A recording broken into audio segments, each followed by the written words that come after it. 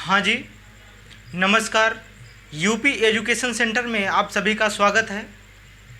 आज के वीडियो में हम बात करने वाले हैं, देखो भाई, जो हमारा चैप्टर चल रहा है वास्तविक संख्या कक्षा 10। वास्तविक संख्या में प्रश्नावली 1 का डी तक हम बात कर चुके थे, उसी के आगे से जस्ट हम बात करने वाले हैं। तो चलिए देखते हैं कि भाई प्रश्नावली 1 का ई में कैसी सवालें हैं। वैसे तो आपको इस प्रश्नावली में बेसिक सी सवाल मिलेगी, जो कि कक्षा 9 में एक पूरी की पूरी प्रश्नावली दे रखी है, उसी को उठा करके कक्षा 10 में दे दिया है। मतलब आप बेसिक जानकारी कितनी रखते हो उसके बारे में इसमें प्रश्न आपको मिलने वाले हैं। तो चलिए देखते हैं कि पहला प्रश्न प्रश्नावली 1 का ई में क्या है। जल्दी जल्दी इस प्रश्नावली को ख़त्म करते हैं। तो यहाँ से जो हमारा चैप्टर है लगभग समाप्ति की ओर है। एक आध और वीडियो हो सकता है कि बने, तो आप लोग ध्यान से स्क्रीन पर नज़र रखेंगे। सारी चीज़ों को रोक करके एकांत में बैठकर आप स्क्रीन पर देखेंगे कि किस तरीके से आपको इस प्रश्नावली में सवाल मिलने वाले हैं भाई। तो चलो देखते हैं। इसमें है विविध प्रश्नावली 1 का ई, जिसमें पहली ही सवाल है। देखो भाई, प्रश्नावली हमारी है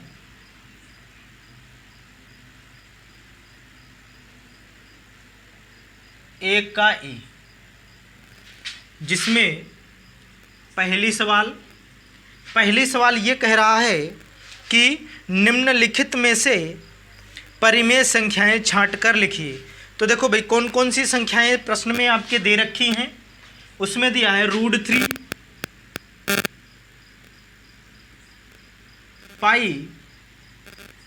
पाई/3, 22/7, और क्या दे रखा है 3√4। उसके बाद है 4/1/4, करणी के अंदर है भाई 4/1/4। उसके बाद है 2.33 के ऊपर बार। ठीक है भाई, ये संख्याएं आपको दे रखी हैं। तो चलो इसमें होता क्या है, देखो बेसिक सी जानकारी आपको स्टार्टिंग में ही दे दी गई है, जिसकी सहायता से हम इन प्रश्नों को करेंगे कि भाई इसमें कौन कौन सी संख्या परिमेय है और कौन कौन सी संख्या अपरिमेय है। जल्दी से एक बार हम बता देते हैं। रूढ़ के अंदर ऐसी संख्याएं जो पूर्ण वर्ग ना हो, वो जो है अपरिमेय संख्या होती है, और रूढ़ के अंदर पूर्ण वर्ग संख्या अगर है तो वो परिमेय संख्या होती है, पहली बात। दूसरी बात, पाई जो है, पाई एक अपरिमेय संख्या है और 22/7 परिमेय संख्या है। कारण क्या है कि जो 22/7 है वो p/q के रूप में है। p और q दोनों पूर्णांक भी हैं और आपस में सहभाज्य भी है, जो भी आप मानो, और q 0 भी नहीं है। तो ये सारी चीज़ें बेसिक सी हैं, इनको आप जाने होंगे।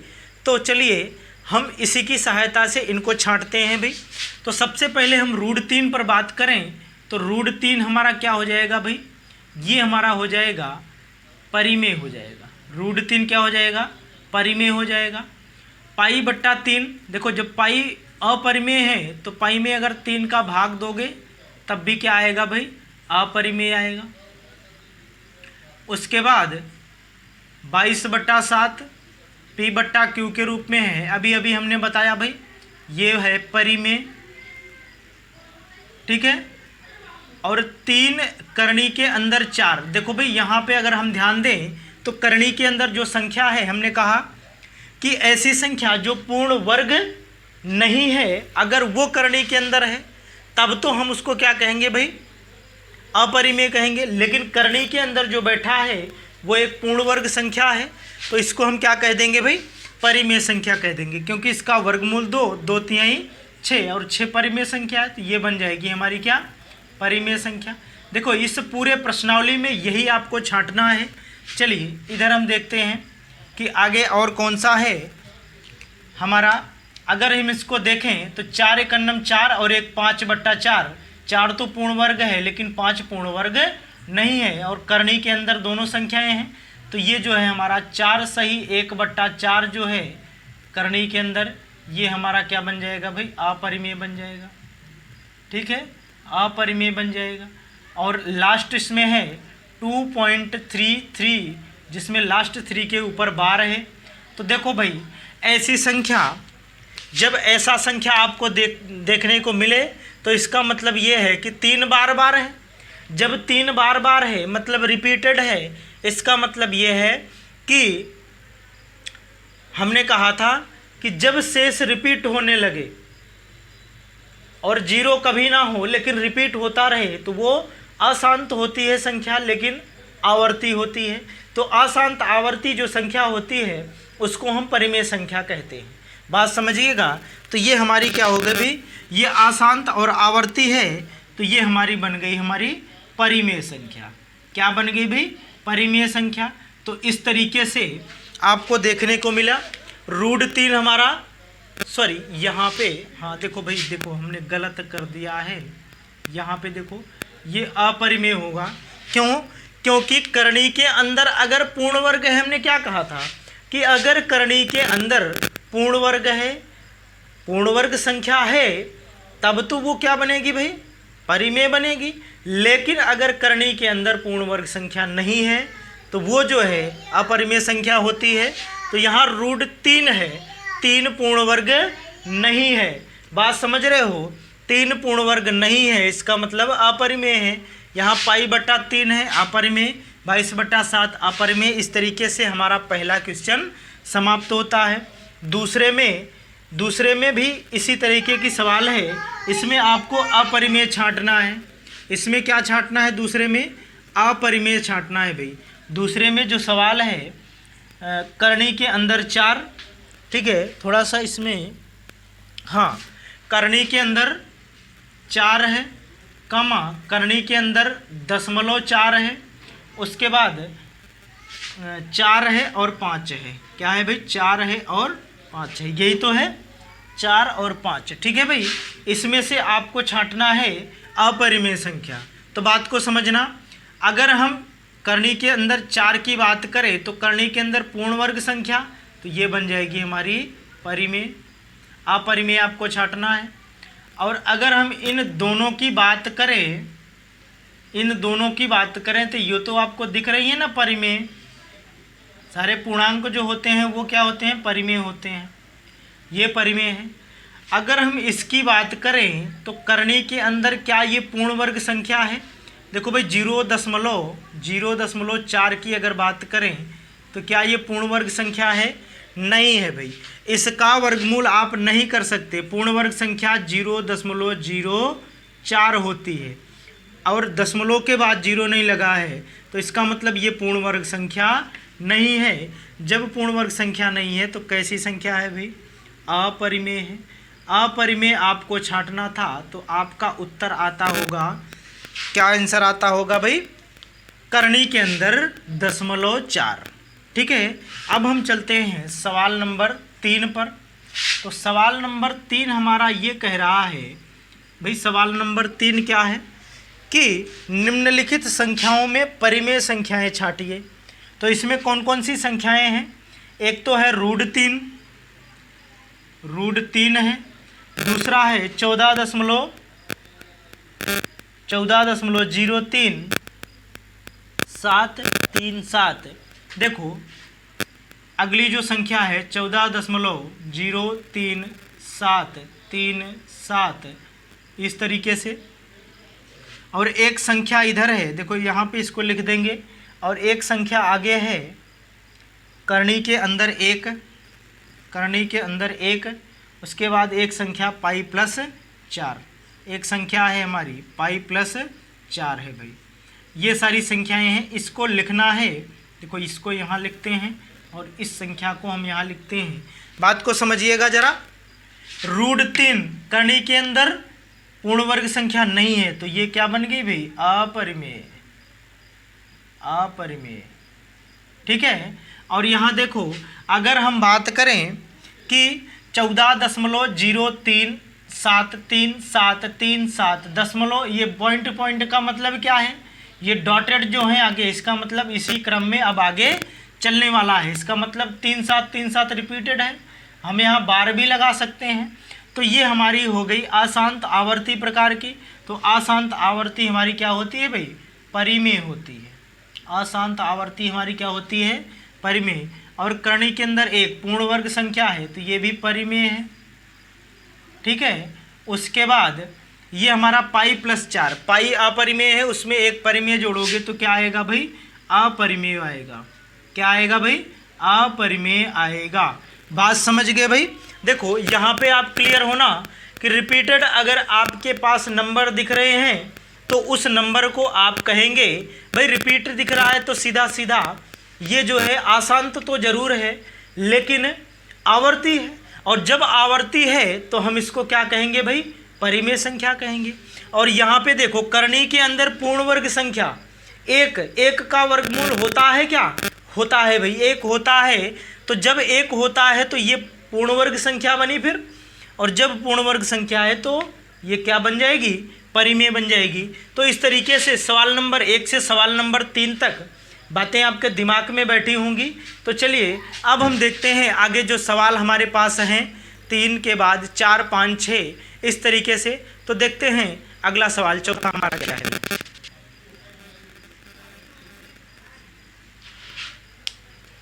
हाँ, सवाल नंबर 4 में है निम्नलिखित में परिमेय और अपरिमेय संख्याएं छठे। देखो सभी सवाल उसी प्रकार के हैं, सिर्फ अलग अलग क्वेश्चन से हैं। तो देखो इसमें अगर हम 4 में देखो, एक तो हमारा है 4 माइनस रूट 3 एक संख्या है, ठीक है। और दूसरी जो संख्या है इसमें रूट 7/2, रूट 7/2। तीसरी संख्या हमारी है इसमें 5 माइनस रूट 4, 5 माइनस रूट 4। चौथी संख्या है हमारी करणी के अंदर 0.01, करणी के अंदर 0.01। तो इस तरीके से ये हमारा भाई, अगर हम बात करें पहले की तो आगे हमें क्या दिख रहा है, आगे हमें दिख रहा है कैसी संख्या, परिमेय संख्या। और परिमेय में आप जब एक अपरिमेय संख्या, देखो ये अपरिमेय है, आपने अभी अभी पता किया और आप सिद्ध भी कर चुके हैं इसी सवाल। तो ये हमारी बन जाएगी क्या, परिमेय में अपरिमेय घटाओगे तो अपरिमेय ही आएगा। क्या है भाई, अपरिमेय संख्या है पहली। और दूसरी रूट 7 अपरिमेय, परिमेय से भाग दे रहे हो तो क्या होगा, अपरिमेय ही होगा, अपरिमेय, ठीक है। यहाँ परिमेय है, पीछे भी परिमेय है, क्यों, क्योंकि करणी के अंदर पूर्ण वर्ग संख्या 4, वर्गमूल 2, 5 में से 2 गए 3, तो क्या है भाई, ये परिमेय है, ठीक है, ये परिमेय है।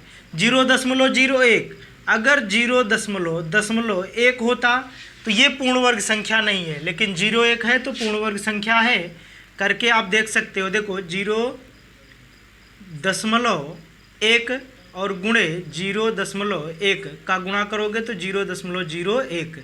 देखो इसका वर्गमूल ये होगा और इन दोनों का गुणा ये होगा, मतलब पूर्ण वर्ग है क्या, ये संख्या पूर्ण वर्ग है, तो ये भी क्या है भाई, परिमेय है। बात समझ रहे हैं। तो ये हमारी थी सवाल नंबर 4। सवाल नंबर 5 में है रूट 2, रूट 3, रूट 9, रूट 15 में परिमेय संख्या ज्ञात कीजिए। कौन कौन सी है भाई, सवाल नंबर 5 में देखो जरा, root 2, root 3, root 9, root 15, root 2, root 3, root 9 और रूट 15 में परिमेय संख्या कौन सी है। तो इसका जो हल होगा वो क्या होगा भाई, करणी में सब हैं लेकिन करणी के अंदर जो पूर्ण वर्ग होगी 2 है क्या, 3 है क्या, 9 है, तो ये हमारा रूट 9 जो है यही होगी परिमेय। बाकी सब क्या होंगी भाई, अपरिमेय होंगी। सवाल नंबर 6, सवाल नंबर 6 में ये कह रहा है root 7, root 11, root 16, root 19, root 23, root 7, root 11, root 16, root 19, root 23, ये इन संख्या में कौन सा ज्ञात करना है भाई, root 19, root 7, root 11, root 16, root 19, root 23, ठीक है ना भाई। हाँ, तो में परिमेय संख्या, परिमेय संख्या तो आप क्या छांटोगे, पूर्ण वर्ग संख्या करनी में कौन सी है, रूट 16।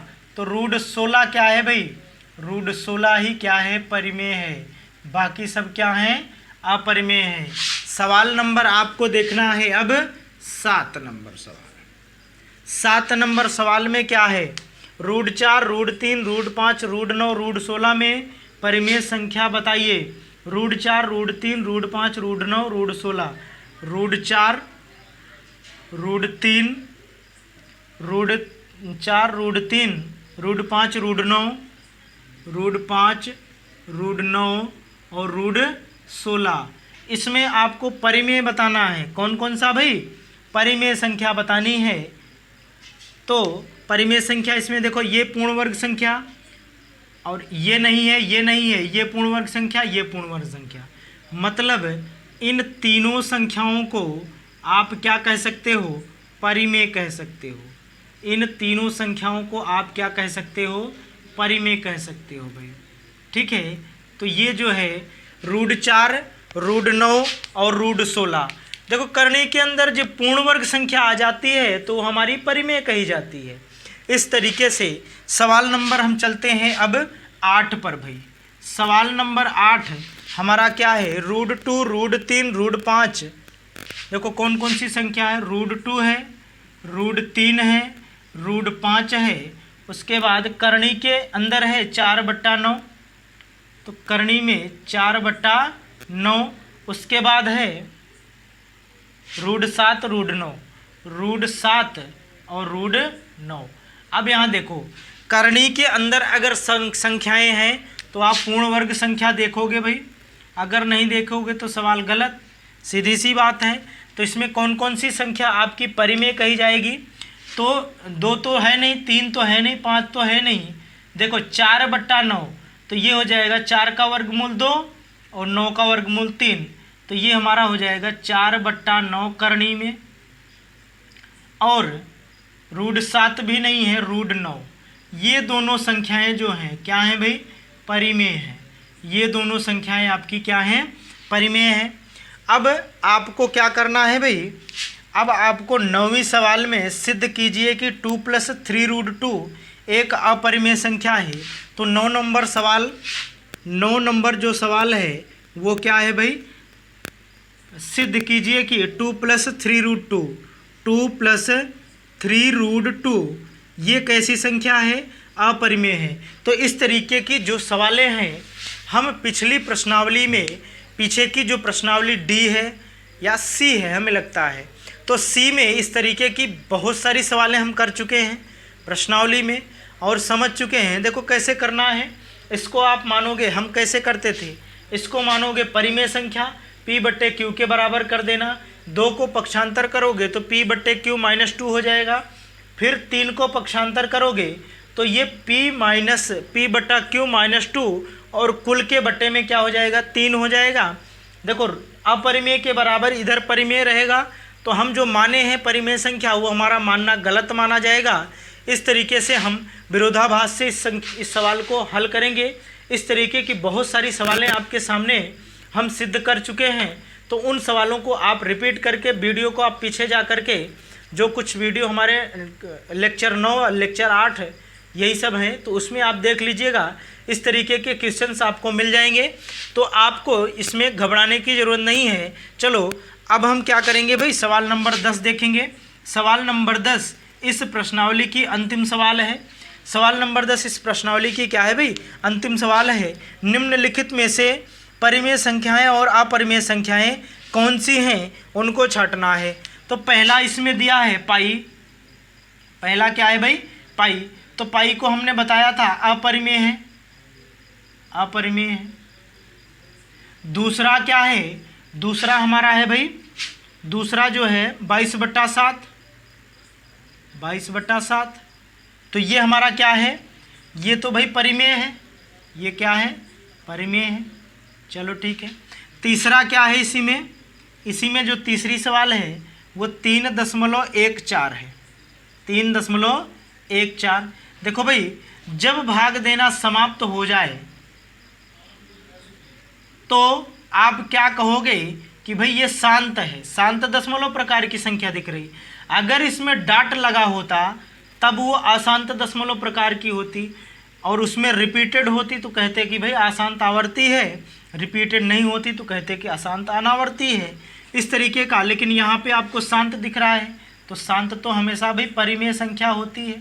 क्या होती है? परिमेय संख्या होती है। और 4 नंबर सवाल की अगर हम बात करें तो 4 नंबर सवाल में लिखा है करणी के अंदर 0.9। बात को समझना, 0.9 पूर्ण वर्ग है क्या? पूर्ण वर्ग नहीं है भाई, 0.9 नहीं आया। चलो इसको हम बगल में लिखते हैं कहीं। जो चौथी सवाल है हमारी, सवाल नंबर 4, करणी के अंदर 0.9 है, तो 0.9 क्या पूर्ण वर्ग संख्या है क्या? नहीं है भाई। देखो अगर ये पूर्ण वर्ग संख्या होती तो इसका मतलब 3 का होती, तो 0.3 मानो, 0.3 और 0.3 इन दोनों का गुणा करोगे तो 3 त्रिक 9, 1 और 2 अंक के बाद दशमलव, तो 1 और 2 अंक, 0.09 पूर्ण वर्ग है, 0.9 पूर्ण वर्ग नहीं है। तो ये हमारी बन जाएगी अपरिमेय। इस तरीके से हम प्रश्नावली अपरिमेय, ठीक है, इस तरीके से हम प्रश्नावली 1 के ई के सारे सवालों को इस समय कर चुके हैं, आप देख चुके हैं। तो इस तरीके से आप समझने की कोशिश करिएगा बार बार। अगर कोई दिक्कत है भाई, देखो परिचय वाली हमारी जो क्लास है, पहली क्लास, उसको अगर आप देखे हैं तो प्रश्नावली 1 के ई में किसी प्रकार की समस्या आपको नहीं होने वाली। तो भाई आज के वीडियो में बस यहीं तक हम रहने देते हैं।